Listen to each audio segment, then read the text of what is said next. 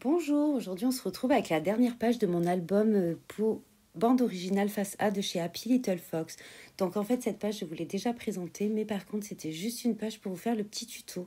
Un petit tuto pop-up très rapide, hein, vous verrez ça dure vraiment 5 minutes.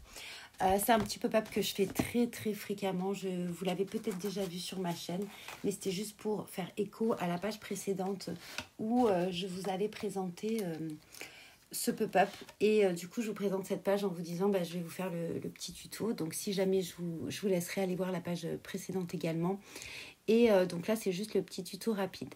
Donc dans des chutes de papier j'ai pris 3 morceaux de papier que j'ai découpés à 4 inches.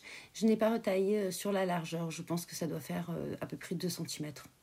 Je me rappelle pas parce que j'ai pris vraiment 3 chutes identiques, donc j'ai fait 4 inches, j'ai fait un pli à 2 inches et un pli de chaque côté pour faire une petite bordure pour encoller à un demi-inch. Donc là, je plie un petit peu les 3 morceaux de la même façon. Donc je vous montre un petit peu le morceau. Je suis désolée, mais à un moment, je sors un petit peu de la caméra, du champ de la caméra, mais on le voit quand même un petit peu. Donc je vais positionner mon premier triangle d'une certaine façon au milieu, tout simplement de la page. Après, vous n'êtes pas du tout obligé de le faire au milieu. Là, j'avais envie et je me suis dit que j'aurais pu un peu le décaler et rajouter quelques cartes de PL. Ce pop-up, je l'ai utilisé 2 fois dans l'album. J'ai pas fait d'autres pop-up dans cet album. Contrairement au principe, j'en fais toujours à peu près entre 2 et 4. Là, j'en ai fait que 2 pour pas rajouter non plus trop d'épaisseur. Les pop-up apportent de l'épaisseur, mais j'ai fait des pages à rabat avec d'autres interactions. Et donc voilà, et je voulais absolument utiliser mes petites cartes de PL. Il y en avait certaines que vraiment je trouvais trop jolies. Et comme je ne fais pas le PL, du coup je me suis dit je vais peut-être mettre cette petite carte. D'autres cartes que j'ai gardées, que je glisserai dans des petites pochettes, dans les petites cachettes que j'ai faites dans l'album. Je vous montrerai ça lors de la présentation. Donc la prochaine vidéo sera la présentation de l'album enfin terminé. Voilà, j'ai mis un peu de temps, mais j'ai eu quelques petites choses à faire. D'ailleurs, je vous en parlerai dans une autre vidéo. Après la présentation, je vous parlerai d'un petit truc. Bon, bref, c'est pas grave. Donc là, je vous montre comment je colle.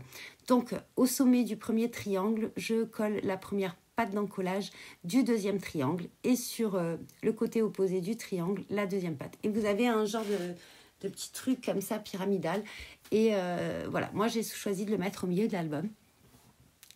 Et donc là, je mesure un petit peu pour être à peu près au milieu. Donc le triangle du bas, avec les 2 petites pattes, vous voyez d'encollage, elles sont toutes pliées. Je vais le mettre à peu près au milieu. Après, vraiment, vu que tout dépend des cartes que vous allez mettre. Hein. Après, dedans, vous n'êtes pas du tout obligé d'être au milieu. Donc je colle mes 2 bases de triangle sur ma base de page. Donc je mets de la colle.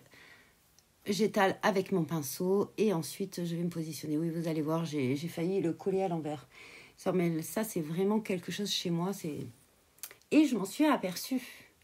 J'étais assez fière de moi parce que avant de coller, je me suis aperçue que ça n'allait pas. Regardez, hop, je me dis, oups, c'est à l'envers. Donc, je le remets bien droit. Donc, je colle les 2 petites parties. Je fais attention parce qu'il y a un petit gousset. Donc, je fais attention également de me mettre de part et d'autre du petit gousset. C'est pour ça que je l'ai positionné un petit peu.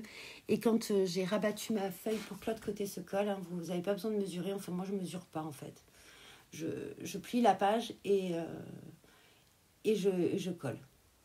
Après, c'est de la taille glue. Vous avez un petit moment, si jamais c'est pas comme vous voulez. Vous avez un petit moment où vous pouvez faire un petit mouvement, où vous pouvez vite le décoller. C'est pour ça que je mets un petit peu plus de colle.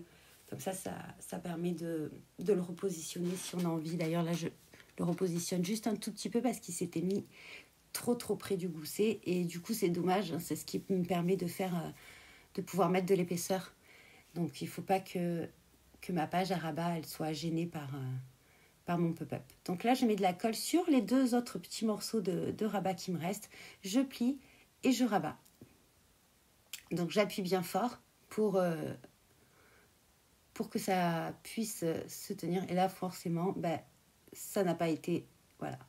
Ça n'a pas été comme je voulais. Donc là, je le refais une autre fois. J'appuie un peu plus fort, mais je ne veux pas écraser non plus mon gousset. Hein, sinon, ce serait pas top. Et là, hop, je prends mon petit plioir.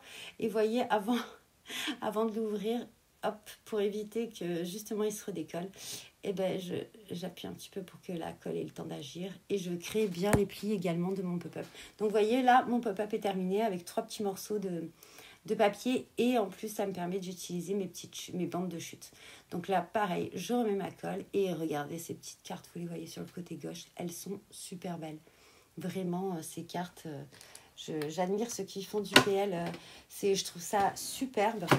Je sais que je m'y tiendrai pas, c'est tout en fait. Donc c'est pour ça, mais je trouve ça superbe. Le PL, c'est vraiment quelque chose qui me plaît quand même. Et en plus, les cartes de cette collection, elles sont vraiment sublimes. Voilà, donc là je les positionne, j'essaye de me mettre, je mesure que je suis assez droite, j'avais l'impression que j'étais un peu droite. Je vais remettre un petit peu les cartes un petit peu plus près du mécanisme, comme ça on le voit le moins possible. Et voilà, et vous voyez comment ça doit faire sur la base. En tout cas, voilà, moi je le fais très souvent. Donc j'espère que cette vidéo vous aura plu. Si vous avez des questions sur le pop-up, n'hésitez pas, je me ferai un plaisir d'y répondre. Et je vous dis bon visionnage et bon scrap.